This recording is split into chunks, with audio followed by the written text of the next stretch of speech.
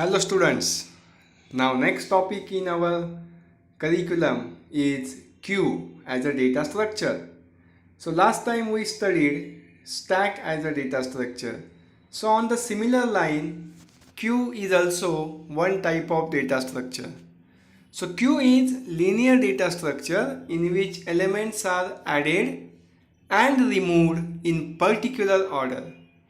Linear, it means in sequential manner, one after another, right? So what is difference between queue and stack then? So queue follows first in first out principle. It means the element which added first will be removed first.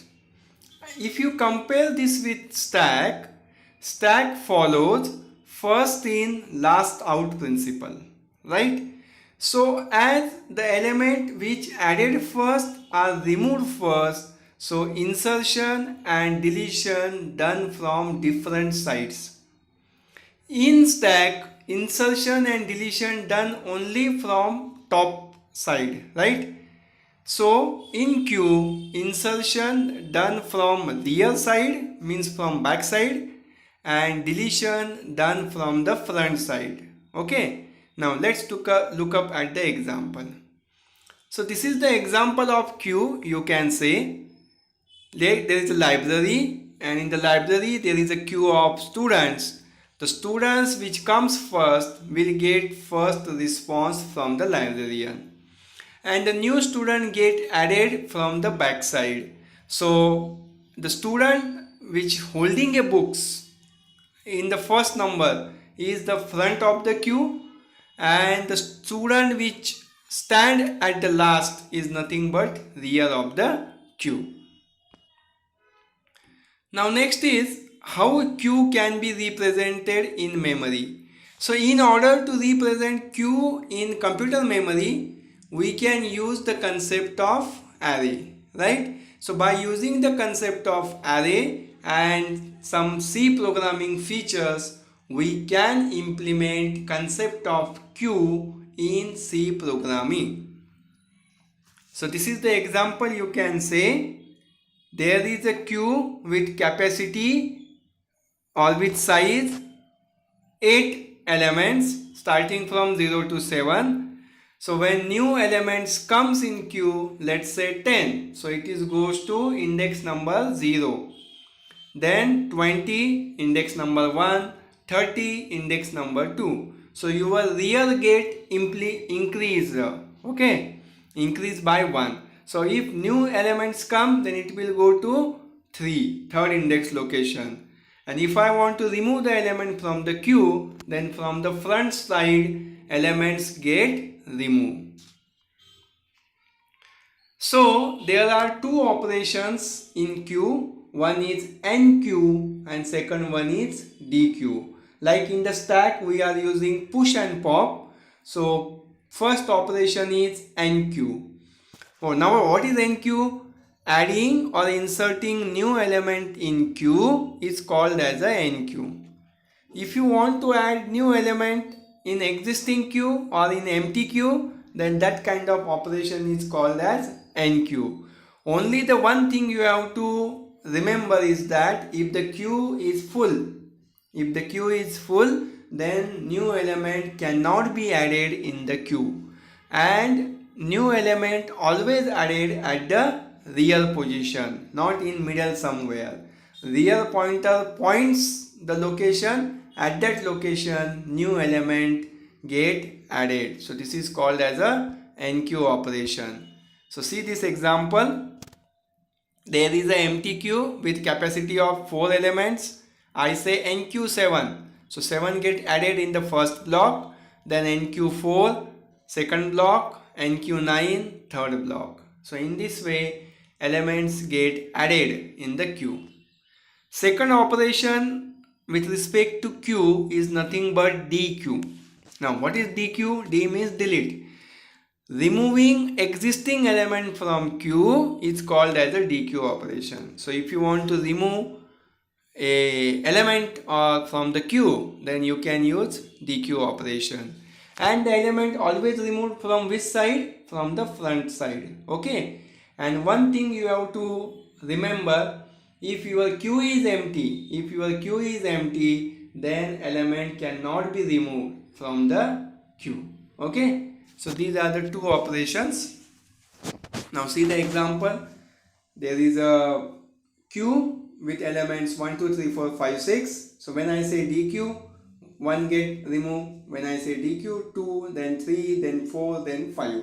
So from the front side, elements get removed from the queue. So next thing comes, how queue can be act as abstract data type. So it having n number of operations, that's why it act as a ADT, that is abstract data type. So first one is queue operation, so it will create a new queue, that is a empty queue. Second operation is enqueue. Now in this case we don't specify any position because it gets added in the specified location, so we only pass one parameter, that which elements you have to, or which item you have to insert in queue. Next operation is dq, so no parameter you have to pass, the element or the item which present at the front side will get removed. Then is empty, so whether your queue is empty or not, so for that purpose you can use is empty. Whether queue is full or not, for that purpose you can use is full. And size means how many number of items present in the queue. Okay, so it will return an integer value, that is the size of queue. Capacity is different, size is different. So there are two conditions. If you want to implement C program for the queue, then two conditions you have to check. One is queue overflow or queue full, and second one is queue underflow and queue empty. So queue overflow or full means what? When the queue is full and user still try to enqueue an element, in the condition is called as a queue full. So queue is full, you still want to add an element, so it is not possible, so it will generate the error that queue overflow or queue full. Now queue underflow. When the queue is empty and an user try to dequeue element from the queue, dequeue means want to remove the element, the condition is called queue underflow or queue empty. So a queue doesn't contain any elements and still you say dequeue, so no element is there at the front location to remove from the queue. So at that time this error get generated. So this is the algorithm in the C program for enqueue operation. First you have to check whether the queue is full. If the queue is full, then display the error message that element cannot be inserted. If it is not, queue is not full, then increment the real pointer by 1 and at real location please place the item that you want to enqueue, right? And for dequeue operation, first you have to check queue empty condition.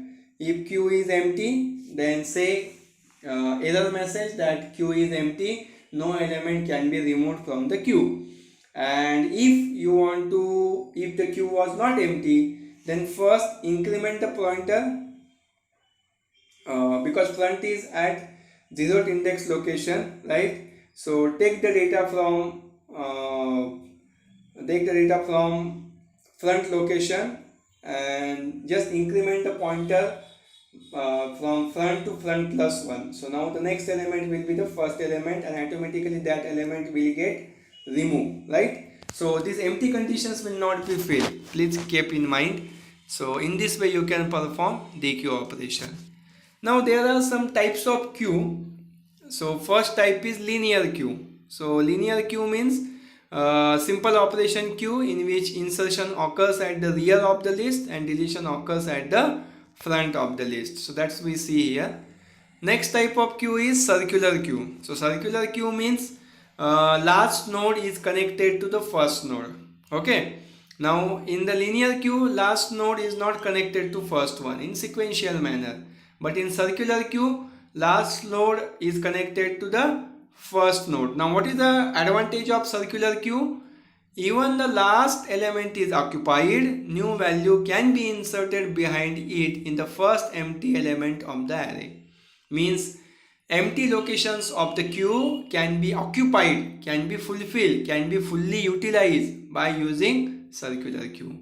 So this is the example of circular queue. Let's say in step 1, delete x, no element is there, so it will generate an error. Second, insert ABC, so ABC get added. Insert DEFG, DEFG get added. Delete A and B, so A and B get removed, and insert H, so H is there. Now Q is empty. Delete C and insert I, so as it is connected to first element, right? So I get added at the first index location. So that is the advantage of circular queue, which is not possible in linear queue. Next type of queue is priority queue. So priority queue means inserting an element, we assign priority to the particular element, and while deleting means while giving preference for the operation, highest priority element will be deleted first. And if both the elements having same priority, then whichever the comes in first in a queue will get first response. So let's say senior citizens are there, they are having highest priority of operation, so they are getting first response. Like this we can implement priority queue also. Now there are other type of queue also, that is DQ. Okay, so DQ means double-ended queue, means insertion and deletion is also possible from the one side also. So in that first type is input restricted queue. Okay, input restricted DQ means it allows insertion at only one end, but deletion is possible from the both the end.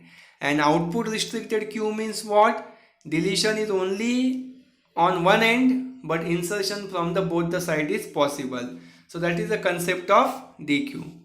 Now at which points the queue is applicable? In many applications, queue is useful in the current market. So in computer system, when you allocate a CPU for process execution with the help of memory, so to allocate a CPU we use the queue. So whichever the job come first in the queue will get first CPU for the execution. Then in printer, the print request in spooler at the first location will get first response, right?